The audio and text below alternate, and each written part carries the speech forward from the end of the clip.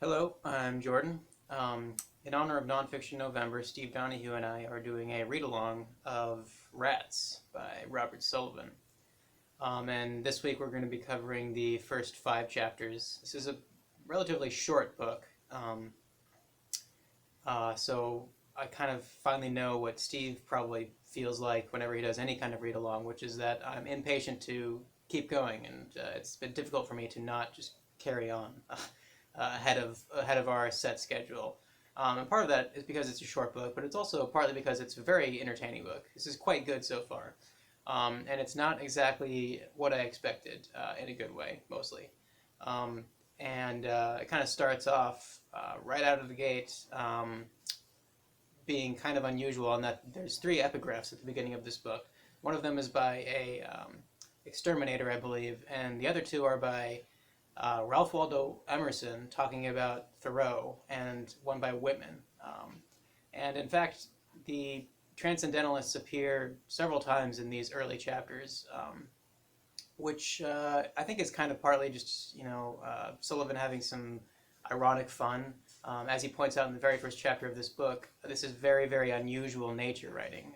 His Walden Pond is a rat-infested alley in Manhattan, but at least in regards to Whitman, I think it feels kind of appropriate because this book is, at least so far, as much about New York City as it is about rats.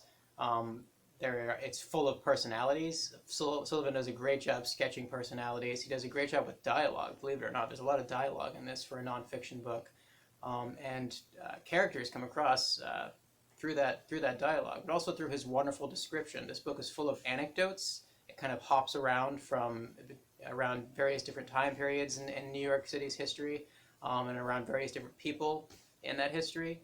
Um, Sometimes these are sketches of historical people. Sometimes they're sketches of people who he meets or people who he has heard about. And it's full of anecdotes. It's got kind of a loose storytelling kind of vibe to it, but it's also very, very concerned with the history of New York City and of cities in general. And he ties that very eloquently, I think, to the idea of rats. I'm going to give you a quote regarding that.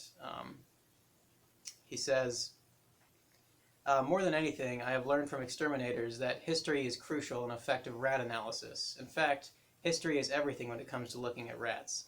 Though it is not the history that you generally read, it is the unwritten history. Rats wind up in the disused vaults, in long underground tunnels that aren't necessarily going anywhere.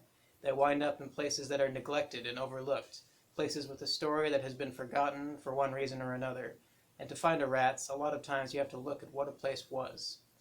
And that's an idea that crops up throughout these first 5 chapters. We do get a chapter kind of giving us a rough overview of kind of rat physiology, but after that, it basically delves into humankind's relationship to rats in the cities. And like I said, it's done extremely well. It's highly readable, highly fun. He's got a great voice as a writer. This is not just a series of facts and statistics at all. It's full of personality. But there are some reservations I have, not at all with the book, but just, I guess you could say, moral reservations.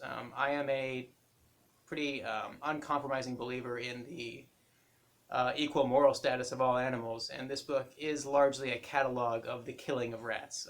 So just be aware of that. But I would also urge anyone who is reading this with us, and I think there are a couple of you, who hasn't met a rat, to keep in mind that the rats being described here, the 5th chapter is basically just a series of horror stories about city rats.